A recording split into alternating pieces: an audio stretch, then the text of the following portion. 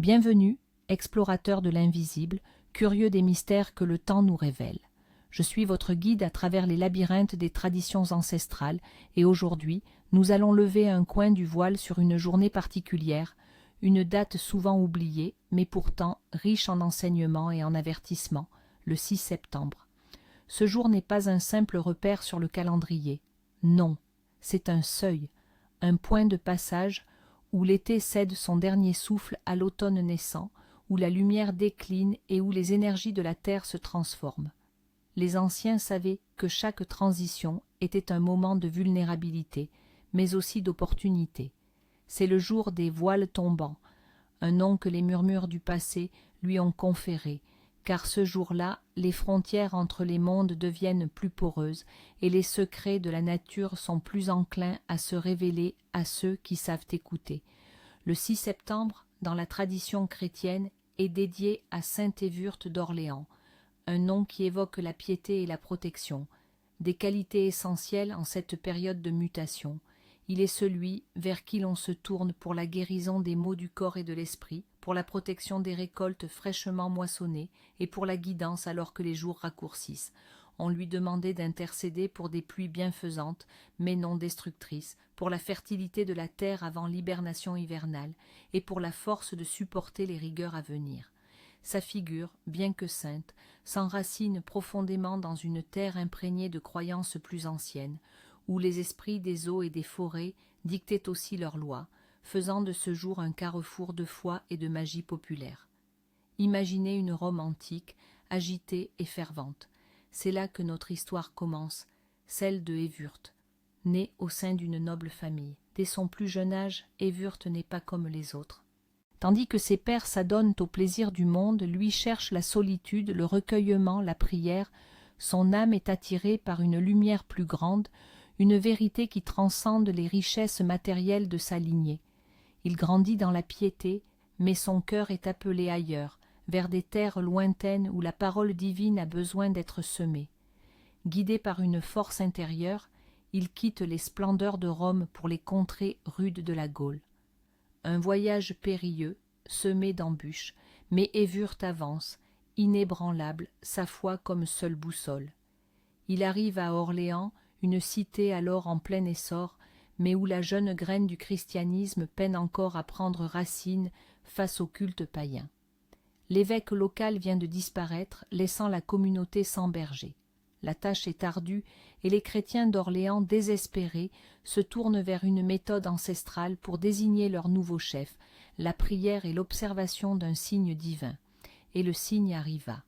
Lors d'une assemblée, alors que les cœurs étaient lourds d'incertitude, une colombe d'une blancheur éclatante vola en cercle au-dessus de la foule, puis se posa délicatement sur la tête d'Évurthe.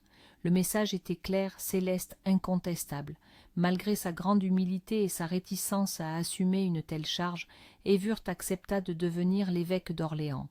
Son épiscopat fut marqué par une charité inépuisable et des miracles qui ébranlèrent les sceptiques. On raconte qu'un jour, un puits de la ville s'était tari, menaçant la population de soif. Évurthe, par une simple prière fervente, fit jaillir une eau pure et abondante, qui ne tarit plus jamais. Une autre fois, un enfant, atteint d'une maladie incurable, fut déposé à ses pieds par sa mère désespérée. L'évêque posa ses mains sur le front de l'enfant, et la fièvre s'évanouit, les forces revinrent. Sa renommée de guérisseur et de protecteur se répandit à travers toute la région. Il était le consolateur des affligés, le pourvoyeur des nécessiteux, un rempart contre les forces du mal et les maladies qui frappaient durement les populations. Évurthe, c'est l'histoire de la foi simple et agissante, de l'humilité qui soulève les montagnes et de la compassion qui éclaire les cœurs les plus sombres. Sa vie fut un phare, un rappel constant que même dans les moments de transition et d'incertitude, la lumière de l'espoir ne s'éteint jamais. Maintenant, tournons-nous vers les murmures du destin, ces signes subtils que la nature et l'univers nous envoient, les signes du destin, les proverbes populaires, ou prémices du jour. 1. Si le vent du nord souffle le 6 septembre, préparez-vous à un hiver rude et long.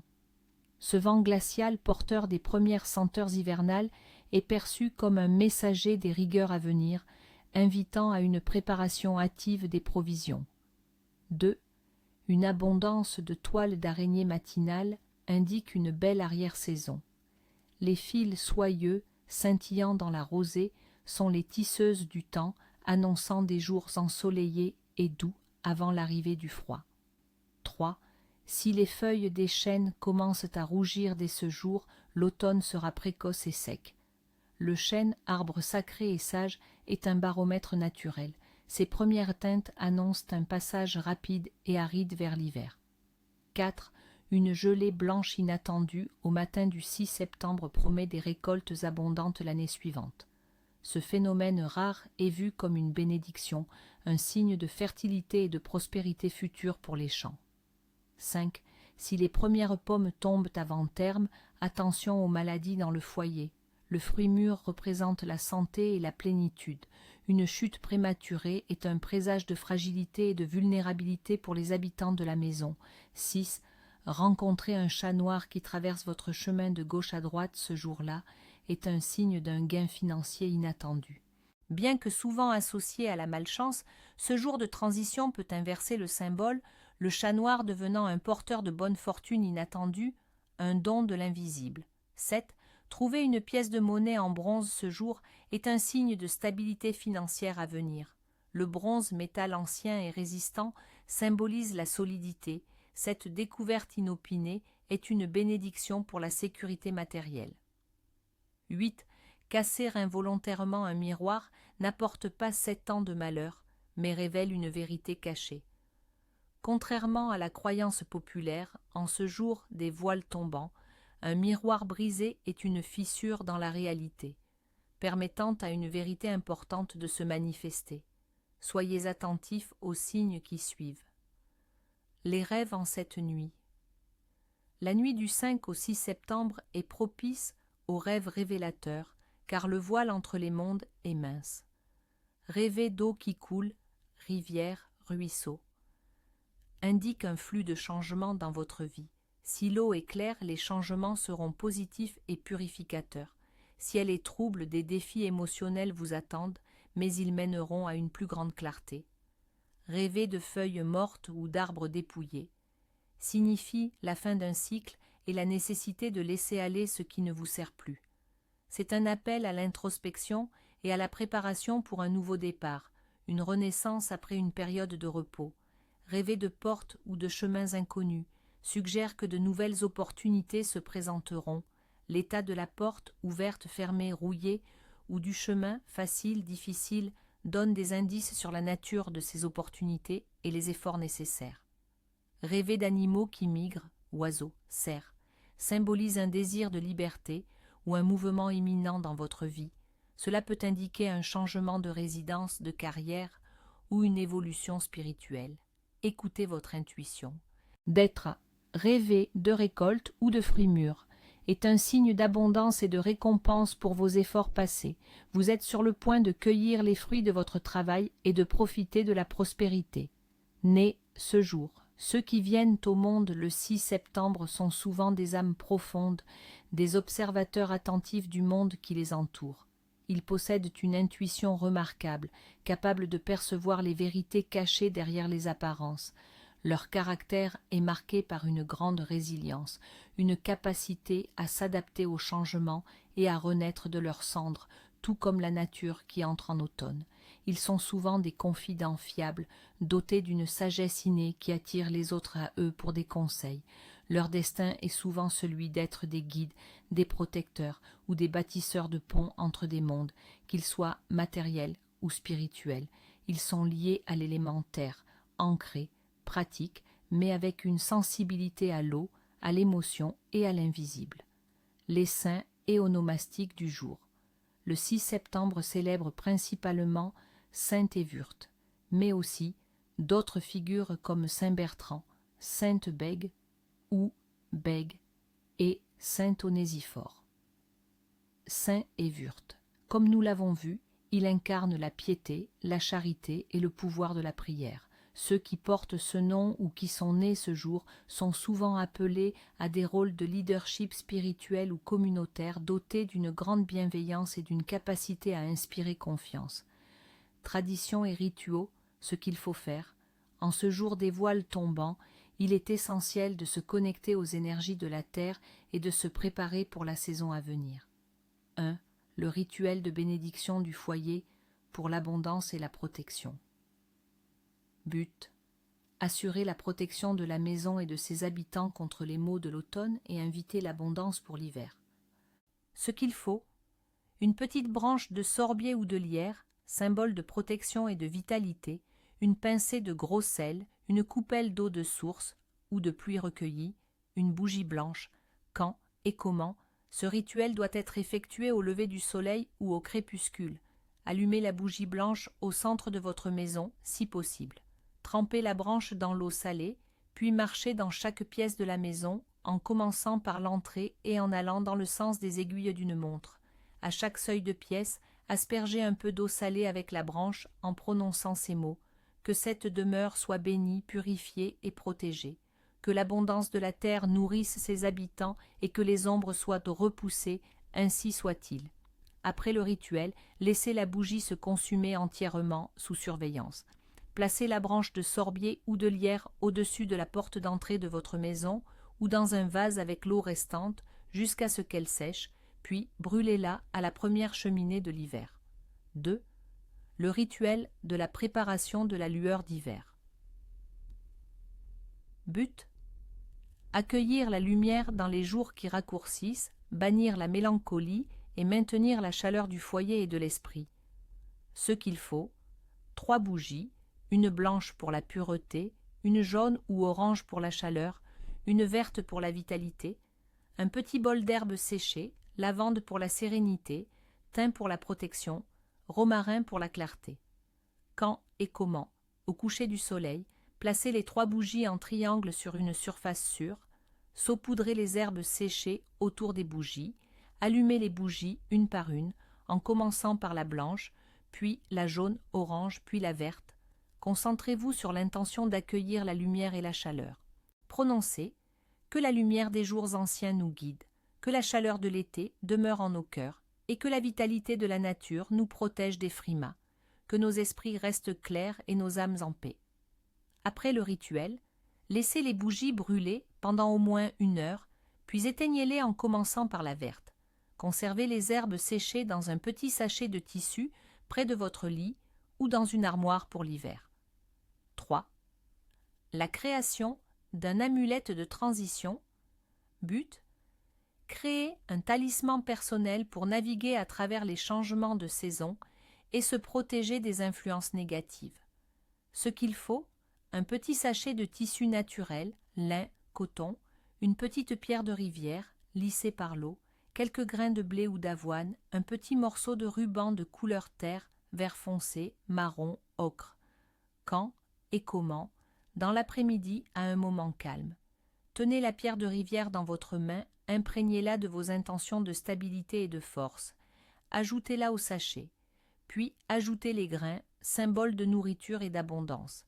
Nouez le sachet avec le ruban en faisant 3 nœuds. À chaque nœud, prononcez une intention, pour la force, pour la protection, pour la clarté. Après le rituel, portez l'amulette sur vous, dans votre poche, ou placez-la dans un endroit significatif de votre maison, comme votre table de nuit ou votre bureau, pour qu'elle diffuse ses énergies protectrices tout au long de la saison. Les traditions culinaires du jour. Le 6 septembre est une célébration de la transition des récoltes. Les plats doivent être réconfortants, nourriciers et utiliser les produits de la fin de l'été et du début de l'automne. La soupe aux légumes d'automne. Une soupe riche et crémeuse, préparée avec les derniers légumes de saison, potimarron, carottes, poireaux, pommes de terre, herbes aromatiques du jardin. Elle symbolise la chaleur du foyer et la générosité de la terre avant l'hiver. Cuisiner cette soupe en famille renforce les liens et prépare les corps au frimas. La tarte aux pommes et noix. Une tarte généreuse garnie de pommes fondantes et de noix croquantes, souvent agrémentée de cannelle. Les pommes représentent l'abondance et la sagesse, tandis que les noix symbolisent la persévérance et la protection. C'est un dessert qui évoque la douceur de la fin d'été et l'anticipation des plaisirs de l'automne, un hommage aux fruits du travail. Les principaux interdits du jour, ce qu'il ne faut pas faire. En ce jour où les voiles s'amincissent, certaines actions peuvent attirer le malheur ou perturber l'équilibre délicat entre les mondes. 1. Ne commencez aucune nouvelle entreprise majeure, qu'il s'agisse d'un nouveau projet professionnel, d'un grand voyage ou même de planter de nouvelles graines. Ce jour est un jour de transition, non de début. Les énergies sont fluctuantes et toute initiative majeure pourrait être vouée à l'échec ou rencontrer des obstacles imprévus. Les anciens croyaient que le destin de ce qui était commencé ce jour-là serait aussi instable que le temps de la mi-saison. 2. Ne prêtez ni argent, ni outils, ni sel. Prêter ces éléments essentiels ce jour-là est considéré comme un risque de perdre sa propre prospérité ou de diluer son énergie vitale. L'argent prêté pourrait ne jamais revenir, les outils pourraient s'abîmer ou ne plus servir, et le sel, symbole de pureté et de protection, pourrait emporter la bonne fortune de votre foyer. Gardez vos biens et votre énergie pour vous. 3. Ne balayez jamais la poussière vers la porte après le coucher du soleil.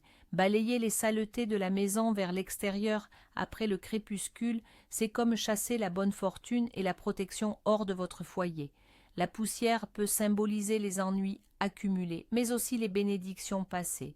En cette nuit particulière, il est dit que l'on risque d'expulser les esprits bienveillants ou de laisser entrer les entités indésirables. Si vous devez balayer, faites-le vers le centre de la pièce et ramassez la poussière soigneusement, puis jetez-la dans un endroit discret. 4.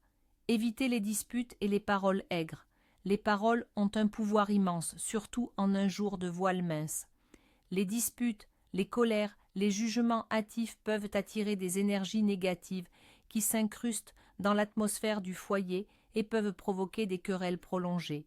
On disait que les mauvaises ondes lancées ce jour-là revenaient à leur expéditeur triplé. Préférez le silence à la confrontation, la compréhension à la colère. 5. Ne refusez pas un repas à un visiteur inattendu ou un mendiant. En cette période de transition, l'hospitalité est sacrée. Refuser de partager sa nourriture, c'est risquer de s'attirer la pauvreté. Les esprits bienveillants, ou même Saint-Évurte lui-même, pourraient se présenter sous des apparences humbles pour tester votre générosité. Une âme affamée repartant de votre seuil sans nourriture est un signe de malheur pour votre propre abondance. 6. Ne laissez pas de miettes de pain sur la table après le repas. Le pain est sacré, symbole de vie et de subsistance. Laisser des miettes est un signe de gaspillage et de mépris pour l'abondance. Cela pourrait inviter la pénurie dans votre foyer. Ramassez-les toujours avec respect et donnez-les aux oiseaux ou aux animaux ou jetez-les avec dignité. 7. Ne coupez pas vos cheveux ou vos ongles ce jour-là. Couper une partie de soi en ce jour de transition est perçu comme une perte d'énergie vitale ou un désalignement avec les rythmes naturels. Cela pourrait affaiblir votre aura et vous rendre plus vulnérable aux maladies ou aux influences négatives de l'automne. Attendez un jour de stabilité pour ces gestes. 8. N'allez pas dans les bois sombres ou près des eaux stagnantes après le coucher du soleil. Ces lieux sont des portes vers l'invisible. En ce jour où les voiles sont fins, les esprits des eaux et des forêts sont plus actifs. S'aventurer sans protection, c'est risquer de se perdre, de rencontrer des entités malveillantes ou d'être victime d'illusions. Respectez la puissance de la nature et restez dans des lieux familiers et éclairés. 9. Ne portez pas de vêtements déchirés ou excessivement salis. Un aspect négligé est considéré comme un signe de manque de respect pour soi-même et pour les énergies du jour. Il est censé attirer la malchance et la pauvreté. Ce jour-là, on devrait se présenter avec dignité et propreté pour honorer la transition et inviter les bonnes influences. 10. Ne pas ignorer les signes et les pressentiments. En ce jour particulier, votre intuition est aiguisée. Les rêves, les rencontres fortuites, les sensations soudaines ne sont pas le fruit du hasard. Ignorer ces messages, c'est se priver d'une guidance précieuse et risquer de passer à côté d'une opportunité ou de ne pas éviter un danger. Soyez attentifs et méditez sur ce que l'univers tente de vous dire. Alors que les voiles tombent et que l'automne commence à murmurer ses secrets, souvenez-vous de l'importance de ces traditions. Elles sont les fils invisibles qui nous relient à nos ancêtres, à la terre et au mystère de l'existence. Puissiez-vous traverser ce jour avec sagesse, protection et une âme ouverte aux merveilles du monde invisible. Prenez soin de vous et à très bientôt pour une nouvelle plongée dans l'extraordinaire.